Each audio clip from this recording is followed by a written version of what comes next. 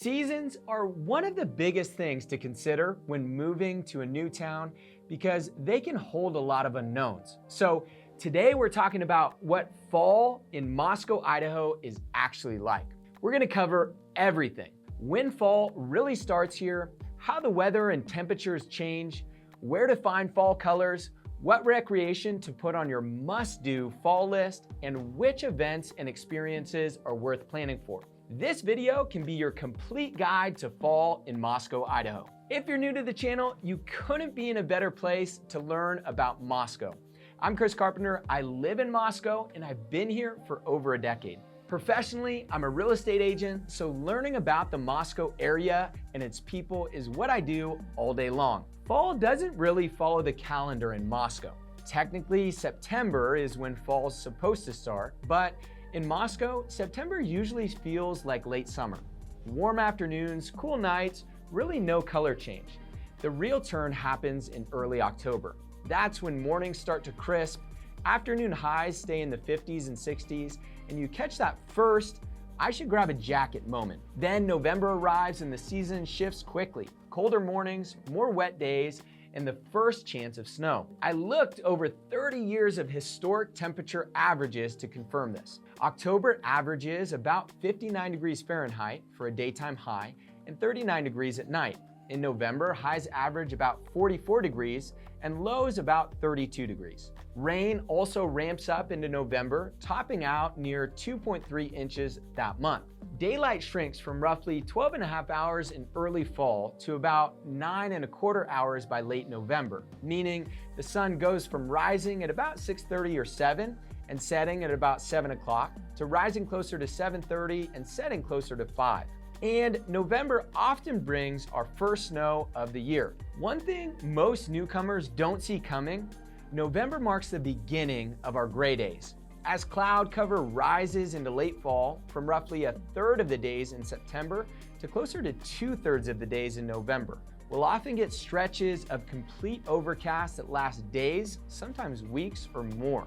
And it can have an impact on people's mood, productivity, and outlook, especially if you're like me and you really like sunshine. Now, if you're not used to having a real fall season, dressing for fall is pretty easy. Just think removable layers. If you wear a base shirt, a cozy mid layer, and a beanie, that'll cover most of your October, and you can drop the mid layer if the sun shines. Hold this layering tip because you'll want it for the best fall leaf seeing spots we'll be going to next. So to wrap it all up, September feels like late summer.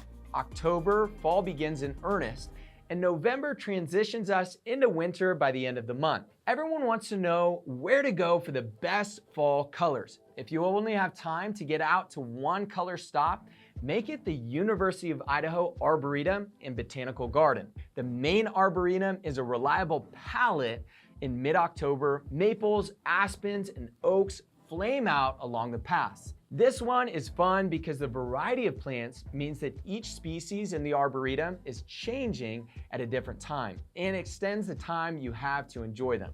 But don't skip the old arboretum near campus either. It has a denser canopy, more like something you'd find in the eastern United States. So for those of you missing your eastern coast falls, the old arboretum on the University of Idaho campus will give you a small taste of home. Some combinations are just meant for each other. Changing trees and historic architecture are definitely one of them. Your next stop is 5 minutes away. Imagine strolling under a tunnel of leaves accompanied by Victorian-era homes. That's what we're doing next. Fort Russell is the best neighborhood for fall colors.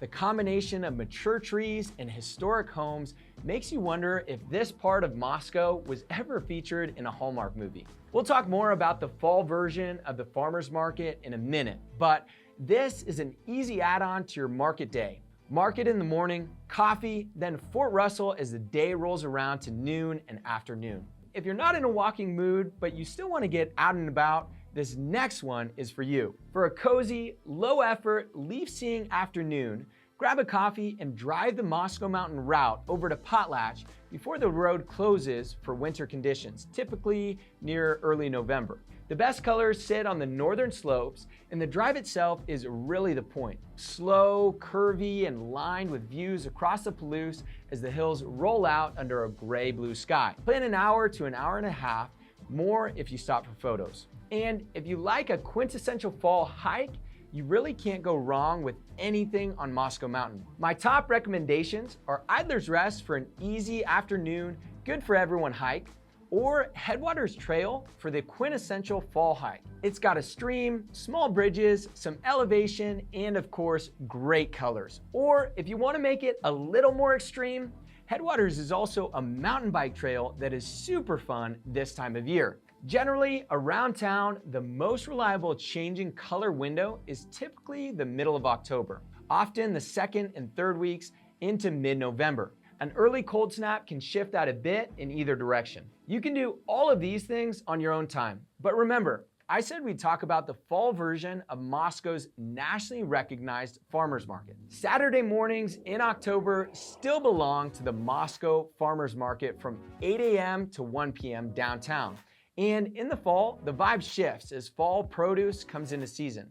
You'll get more apples, squash, and pumpkins when it comes to produce, and more fall-themed decor and craft items. Because goods change over in the fall, you'll find a lot of things that just weren't there in the summer, which can help you decorate for fall or check off some early Christmas shopping. I highly recommend getting out to at least one farmer's market in October if you can. Quick side note, the October market can get rained on, but it'll still run. So check the weather and bring a light shell or umbrella. Festivals don't end with the farmers market in Moscow.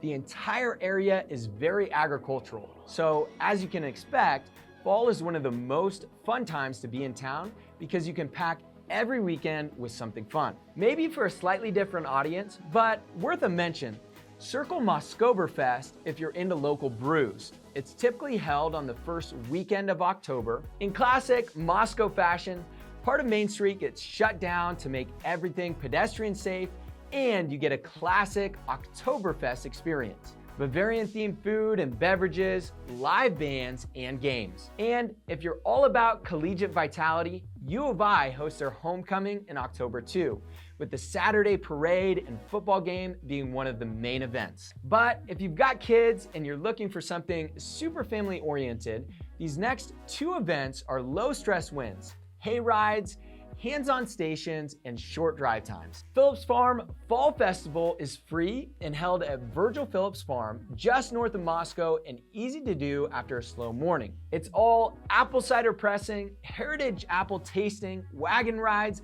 live music, nature activities, and crafts. The WSU Raptor Club even comes out to show their birds of prey. If you want the big fall day, handmade food, pony rides, and old school crafts, this next festival is worth the drive. This one might be the best autumn weekend in the region. It's a bit of a drive past Deary, but the payoff is real.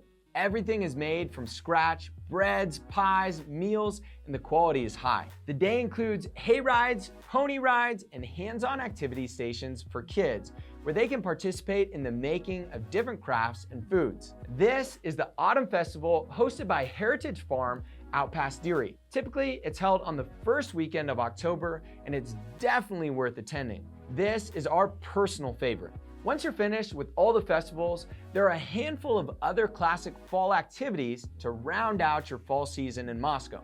We'll tackle that next. First up, you've got to get some pumpkin picking in.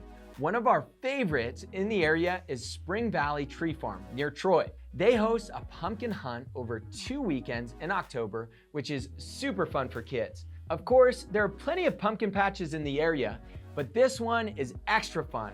They also have a 550 bale hay maze, hay rides, giant slingshots, fresh cider, and pumpkins tucked between the Christmas trees. Admission is about $10 per person and free for kids under 2. After pumpkins, it's on to apple picking, which you can do for free about 10 minutes out of town, which most people don't know about. You just have to head back to Virgil Phillips Farm north of town. They have a small orchard that is absolutely free and first come, first served. Bring your own bags, and they only ask that you treat the land and trees respectfully. and pack out any cores and scraps if you choose to snack as you pick. Early varieties like Shinaga strawberry apples signal that picking has started, sometimes as early as late September. Go early in the day to get the best fruit and keep it light. The point here isn't to pick for free and resell. Etiquette is to pick only what you'll use. Finally, cider pressing. If you didn't make it to the Phillips Farm Festival, you'll have to plan a day to our next location. It's a bit of a drive, but it's the only other cider pressing I know of in the area. Bishop's Orchard in Garfield, Washington is about 30 minutes outside of Moscow. You can pick or buy apples, then press your own cider using their old-fashioned gear. You do have to make a reservation for cider pressing, so take note of that. They also offer tastings and a variety of apples, so you can try blends before you pick which apples to press. And of course, you can do apple picking here too. That's fall in Moscow, Idaho. If you're thinking about moving to Moscow, Idaho, let me know. This is my number. Feel free to shoot me a text, call, or email, or scan the QR code to get connected with me and my team over Zoom. If you enjoyed this video, we have a lot more content about Moscow on our channel. Just pick either of these two videos to watch next.